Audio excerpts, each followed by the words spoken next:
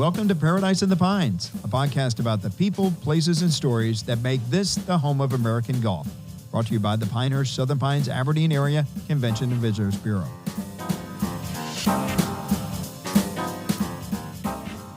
And hello again. I'm Phil Wers, President and CEO of the Pinehurst, Southern Pines, Aberdeen Area Convention and Visitors Bureau.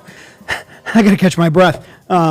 Welcome back to Paradise in the Pines. I want to thank Dan Dreyer behind the camera this time, but last time he was the host of the program. It was actually a pretty awesome podcast. He hosted with a couple of CVB staff members, Ashley Baker and Melissa Holt. They did a great job. They're all well-traveled, so we learned a lot about where they love to go around the world. We'll talk about that more, where she likes to travel with our guest today, and that is Linda Parsons, the president and CEO of the Moore County Chamber of Commerce. Linda, great to see you. Thanks for stopping by. Thanks for having me. I love to be here. It's a fun thing to do today. And, you had to go so far to get to the studio since you're right across the street. Exactly. It's funny. I mean, years ago, before I came along, we actually shared space. We did. Talk about where that was. I think people still come up to me and say, aren't you over in the dentist office over there? That is true. So back in the late 80s, the Chamber of Commerce Board of Directors had a vision to build a facility that would house the Chamber, Economic Development, and the CVB.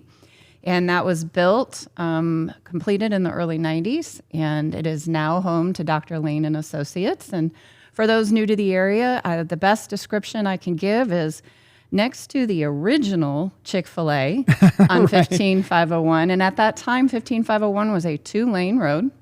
Yeah. And, wow. we've seen a lot of change. But in 2014, we had a vision. We sold our space, and we sold it in 2017 and had that vision to join up with Jerry over at Southern Pines Growler and be a part of the Grausen building. And so we do house the third floor of the building. And before I arrived, the CVB had moved to the village of Pinehurst. And then Pat Corso, who was the former executive director of Partners in Progress, now the Moore County Economic Development Partnership. I got it right. Yes, you did. You did. Natalie would be very happy. And we'll talk, we'll blend Natalie Hawkins into the conversation as we move on. But we all kind of went our separate ways. And now you guys are right across the street from us, which is good because you get phone calls and you get visitors sometimes that say they're looking for tourism. And then we've got other people coming here saying, hey, where can I join the chamber? Or I'm going to this business meeting. And yeah, it's right across the street. So Linda mentioned the Growler. So Jerry Bateman, who owns the Growler Company, he's on the lower floor of that building. It's right there at New York and Bennett Avenue. So Linda is on the top floor, the third floor. It's spectacular. If you haven't been to the chamber, I'm telling you, it's a spectacular. It's like a Manhattan condo. Yes. I mean, he could live in there. It's awesome. It's a great space. It is. We had a vision that we didn't want to take a street space from a retailer or a service industry business. And we knew we wanted it to feel like you were in an urban area amongst the trees. So we designed it with an open concept, a lot of glass, a lot of metal, a lot of wood.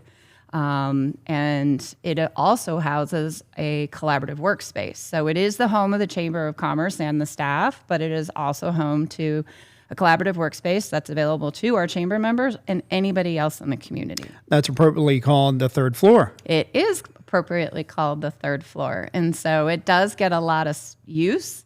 There are days where it can be as full as 30, 40, 50 people using the space all at one given time.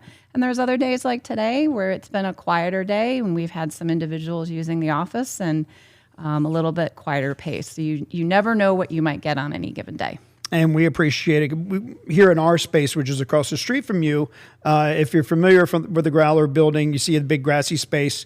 The Convention Visitors Bureau, we're right above that grassy space. And now we're going to have, a 4-story building across from us on Bennett Street. So that's another opportunity for the Chamber. There's going to be some businesses there as well as condos. So that's going to be pretty cool. What do you know a little bit about it, so talk about what that's going to be like. So as I understand it, Colin Webster has a vision to build both a livable space, so folks can live above the businesses as well as businesses on the lower level.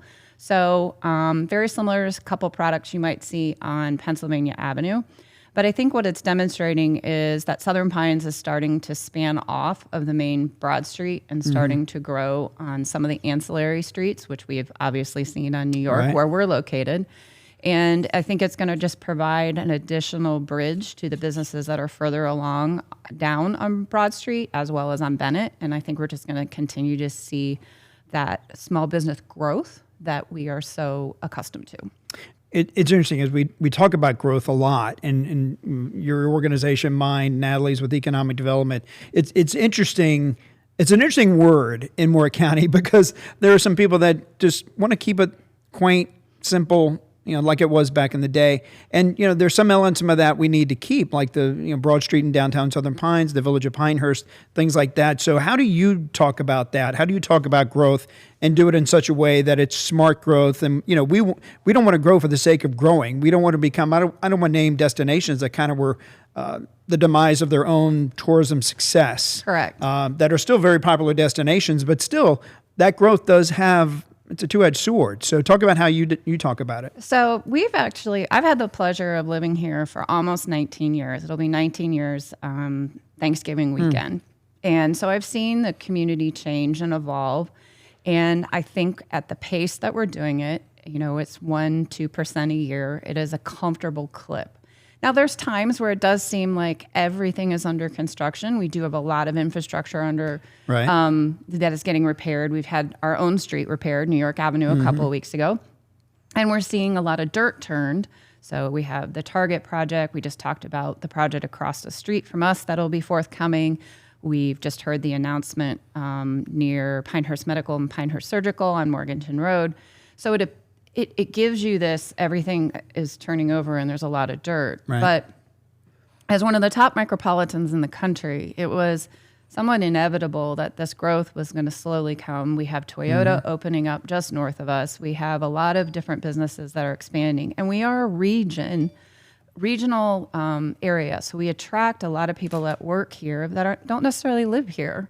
And they work for some of our great employers. So I think it's finding the comfortable balance. Yeah. We have great golf courses. We have wonderful parks. We have the ability to see wonderful orchestra concerts and plays in the area, live performances.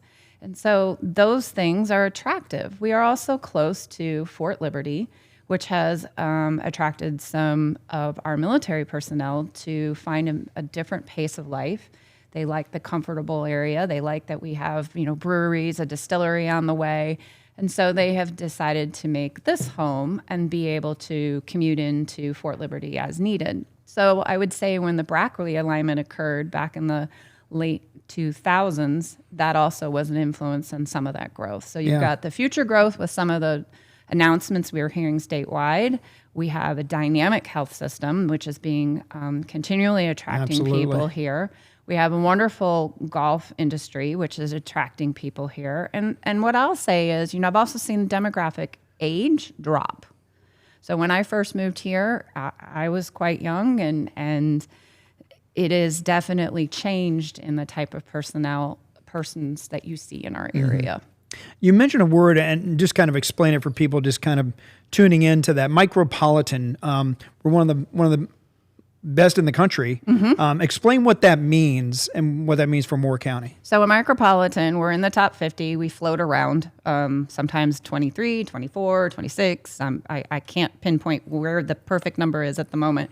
But it's a good thing. It is a good thing. But typically, we're within an hour's drive of a metropolitan area, and we have the amenities that a metropolitan area has. So we have incredible dining. We have incredible leisure resources. We have good school systems. We have cultural arts that are plentiful, but we are an hour's drive of a metro area. So it's something you would typically see in Raleigh or Durham. We have that just on a smaller scale. So you can see the North Carolina Symphony plays in Moore County for a reason. They know that they have an attractive audience that will come support them. And to my knowledge, I think we're the only community that they regularly play in outside of Raleigh. Yeah, they're 1 hour away, and correct. I live in Whispering Pines, and I could literally drive out of my garage and be at the RD airport in exactly 1 hour. Yep. I mean, the toll road helps quite a bit to be able to make that commute. So it does. And we're 2 hours from Charlotte. And you mentioned all that infrastructure. Well, the businesses going in north of us in Chatham County, Lee County, the 421 corridor, Carolina Core is a huge part of that. And then everything that's happening in Moore County. You said you've been here 19 years. I mean, what was this area like? Compare it then to what it is now. I mean, It was a little bit quieter. It was some of the stores you see on 15501 didn't exist.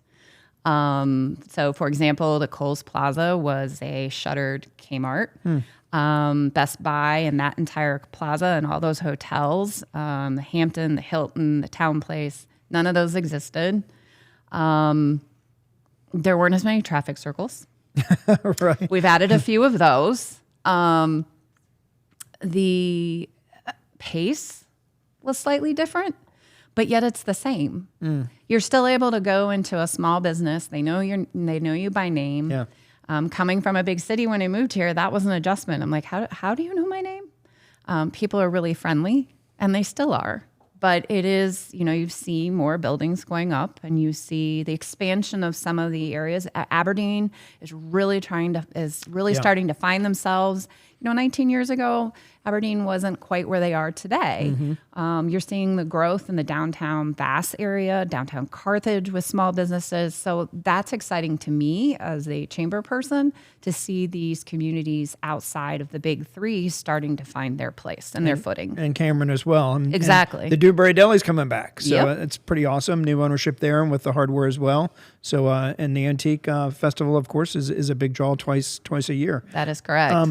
We're just 3 years removed from COVID. I know we always talk, and maybe not so much now. It's kind of put in the back, the rear view mirror, if you will. But I know when that first happened, we were trying to increase our occupancy tax. We were like, we're going to be decimated. We're going to have to lay off staff. And for the golf industry, it was the greatest thing that ever happened. I mean, they had people socially distancing and all the things that went along with that. And with the USGA moving here and all that momentum we have with golf is going to be sustained for generations to come with U.S. Opens through 2047 here, including next year. But talk about how it impacted your business, because obviously local business, they're walking a fine line all the time. They did. And, I think what COVID identified is what was working and what wasn't. Businesses that were able to shift on a dime and start selling online, who maybe not had traditionally done that. Some of them had to create that on their own, and they started to get a following. I've always believed that while we are the Moore County Chamber of Commerce and a majority of our members are from here, we have members from all around the region and across the country. So we have members from New York, we have members from Colorado, we have members, because doing business, there aren't little lines that say you can't cross this line and do business. And I think business owners started to realize that.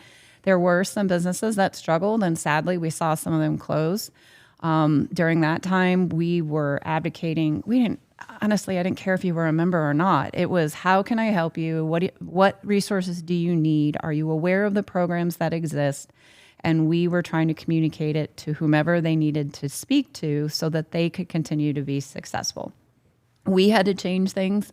We're about networking and getting together, and we weren't networking and getting together. So we, just like everybody else, we shifted to Zoom. We held cocktail hours on Zoom. We did book clubs on Zoom. Actually, the cocktail hour worked really well. But it was fun because you got to see people in a different space. Yeah. But it also identified for us what was working. And so we were able to change our program of work to align with what business is today. Business is not the same as it was in 2020 or 2019. And so we had to adopt as well. So you work with membership. Yes. And you have a board structure. Talk about your business from a membership perspective, how that's grown, especially even after COVID, and your board structure, because it is made up of people. I'm excluding myself, but people that are leaders in this community that are well respected and I think care about our destination or our community. Well, one thing I've always said is if someone has seen a chamber, they've seen a chamber, because every chamber is different. And I will answer your question about the board, but going back to what you said early in the conversation about we were all together at one time, there are some chambers where CVB and economic development and the chamber are all one entity. And in our community, it is 3 entities. So that means 3 boards. When I first arrived at the chamber, we had a huge board, but chamber started to see things shifting, and we understood that people's time is precious. So we have a board of 15 members, and they are identified and selected by a selection committee to serve on the board. And to your point, they are leaders in the community, including yourself and Natalie Hawkins, who serve as ex officio members on our board. We all serve on each other's boards, and so we're able to keep in touch. But those board members direct us on what our strategic plan will be. So we have a strategic plan and a yearly plan that we're following, and they direct and make sure that we're supporting the community's needs and identify areas. For example, right now we work on workforce development and childcare and hiring and marketing in today's environment post-COVID. So we have a lot of different strategies that are led and directed by our board. You mentioned a couple of things that are kind of hot, but not kind of, but are hot button issues. I mean, workforce development and affordable housing. We've got Target coming, we've got BJ's Warehouse coming, we've got all this coming, but how are we going to employ, find the employees to work in these locations at a good wage and find places for them to live? I mean, how much of a challenge is that? I know you speak a lot with Natalie Hawkins with economic development on those very topics, but talk about where we're at right now. So I feel like I have a giant chessboard, and every day I'm moving a piece. Because all those pieces are connected. We have employers that need employees. We have students who want to become future employees. We have houses that we need a broad diversity of options out there. We have childcare needs. So if we don't have childcare, we can't go to work. And we have employers that need to evaluate where their personnel and what are their true needs today and in the future. So as it relates to housing, we work very closely with Habitat. They've just announced their future project in Aberdeen, which would be their vision being a mixed-use plan where employers have a selection of housing options for their employees. And it would be, if it works out, let's say employer X selects 20 rooms. Those 20 rooms or homes would then go to employees. Those employees sign a 3-year contract and commitment to that employer. That's a vision we've got a long ways to go right now. It is a trees and forest and a vision, but I do believe Amy's leadership, that vision will come to light. Communities need to look at their housing options, whether it's multifamily or builders need to look at the options they're presenting. But that is a process. I mean, building supplies cost money, land costs money, right. So it is going to be a process. As it relates to childcare, we just completed a childcare survey last week. The results are rolling in. Over 450 people completed that survey, and it was evident that caregiving, not just childcare, caregiving here is a big need. Both children under the age of 5 and elder care. So not necessarily elderly that need to be in full-time care, but maybe they just need some assistance.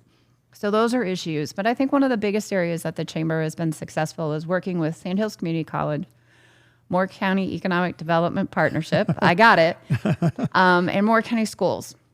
And so we're developing and working with our employers to work with the career technical education. And so we are asking employers to come into Moore County Schools and talk to students about career paths, ones that exist today and ones that may not even exist yet. We don't know what the future holds in 5 years, but trying to get students as young as 5th grade interested in career paths, whether it's golf course maintenance, turf maintenance, hospitality, creating apprenticeship programs and pre-apprenticeship programs. I think those are all critical for our community to continue to fill these employment needs that we're going to have. To your point, we have all these different things coming here, but if we don't have the people to fill the jobs, we are going to be in a bind. I do think some employers are finding some success more recently in finding employees, which is good, but we work closely with so many partners to try to educate. I was just going to say, is a part of it just training? Because a lot of people, I think, that are born and raised here in Moore County think, I got to leave. Oop, I just spilled my water, but that's okay because the top was on. There you go. That people traditionally would leave Moore County. I think, you understand, Sand Hills understands, the resort understands they need to retain these people from this county to stay here versus leaving and maybe coming back. Correct. And I think if a student doesn't know what's out there, what are all the options? Maybe somebody's really into flying a drone, but they don't realize how can they do that. Not how can they fly the drone, but who could they work for? Well, they could possibly work for a golf course company. They could possibly work for a real estate company. They could possibly work for town government who needs different projects. Real estate. Flown over to see what the status of their projects are. So I think there's a lot of different things. But it's also working with parents. That's been a new angle, because some people might need to go in vocational trade, not necessarily a 4-year degree. And it's educating parents that all these different options are providing career paths that may bring your kids back here when they're in their next phase of life. Right. And that not everybody is meant to go to college, and that's okay. Maybe they're doing a military career path. I mean, we have Fort Liberty in our back door, right, and many other military options in our state. So I think it's also an educational process with parents. Somebody comes to town or want to start a new business. How can an entrepreneur get involved with the chamber? How do they get in touch with you and make it happen? So there's a lot of different things they can get on our website, which is moorecountychamber.com. Making sure you put the county in there, otherwise you will end up in Oklahoma. You can call the chamber at 910-692-3926. And we regularly meet with new business owners, helping them along their career path. And we also pair them with the Sandhills Community College Small Business Center. So they hold classes for new business owners that might need to brush up on some skills or don't even have the skills yet. They just have a vision. I want to sell shoes. And we help them get to the path of selling those shoes, or determining maybe shoes is not the best path for them. Right. We take members of all sizes, from one person businesses all the way up to unlimited, and we find the best spot that fits for them. Now, we all like to work, but we all like to have fun too. Yes. I think one of the cool things that you guys do is the Glow Golf. You used to do a golf event every year, the traditional golf with the scramble of the golf courses, but then you did the Glow Golf thing. It's weird because, like, when I did the Glow Golf last year, like, my eyes are so bad, just the hand-eye coordination of seeing a ball glowing on a mat to hit it, it took me a couple holes to get used, but it was so much fun. I mean, are there any spots available left for this fall? We have 0 spots left. It's sold out immediately. There is a request to do it twice a year, but that's a little hard when Right. in the summer months and spring, our sun doesn't go down until 9. Do an overnight marathon. Well, I will tell you, it has become so popular that my colleagues are starting to ask how we did it, and they're trying to implement it. Great. It is a fun event. It really is. It really is. Now, full transparency, Linda Parsons is married to the town manager of Southern Pines, Reagan Parsons, who is a good friend of the CVB. Reagan and I have gotten to know each other very well over the last 5 years that I've been here, and we talk a lot about occupancy tax. But it must be an interesting household, because you're talking about, you represent the chamber in Moore County, including businesses of Southern Pines. Yep. You've got a guy who's got his ear to the ground in Southern Pines. And hearing everything that's going on here. I mean, and I've told Reagan many times, I do not envy his job, because to have the pieces of the puzzle to try to fit everything together over the course of the next 5 to 10 years with everything that's going to happen is just beyond my expertise, way above my pay grade, because it's a great challenge. So there must be some interesting conversations you have at home, or maybe not. At times, I will say, for his profession, he's been doing it since he was 24 years old. He's passionate about it. He loves it. And when we got married, one of the rules we kind of established is when we walk in the door, we try to leave it at the door, and we talk about, one of his passions is cooking and one of my passions is gardening. So we have fun with that, and of course travel. So I think we've had to adapt, and there are times where it's uncomfortable. But, having been here 19 years, we've both professionally respected each other's careers. There are still people that don't realize we're married. So, well, then we just told the whole world. We told the whole world. But that's okay. And I think that's one of the things that we worked really hard. He has his career, and I have mine. That's great. And you do love to travel. I know you just got back from a great cruise. And we talked about boards, and you serve on the Convention and Visitors Bureau, my board. So just so people know, it's a 9-person board. You have a permanent seat as president and CEO of the chamber, and we appreciate your service and input.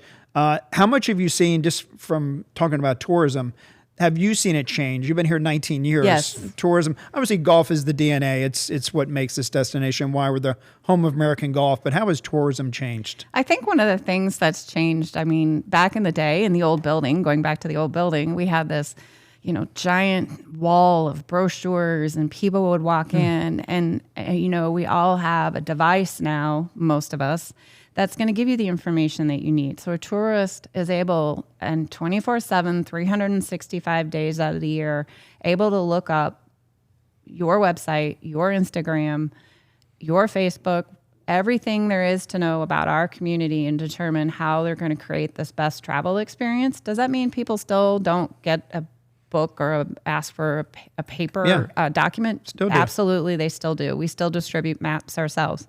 But I think one of the things I've seen is that shift. I think I've seen a shift in couple travel and women's travel, meaning they're coming to our area and experiencing, the spa and doing some day shopping. And you're seeing families come here, which back 18 years ago, I didn't necessarily see. You're seeing groups going from, visiting the bars or the breweries in the area, visiting a winery, dining out in our restaurants.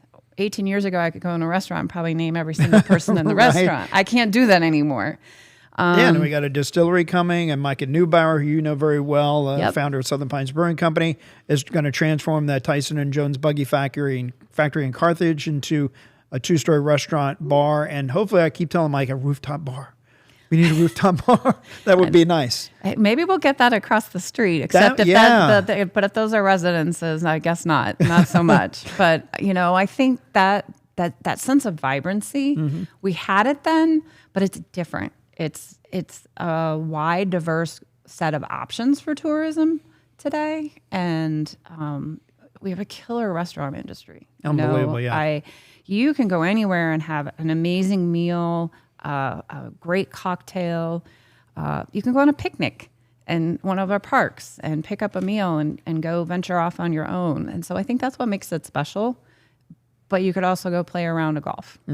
And you can go to the Cradle and now the Overhills. Overhills and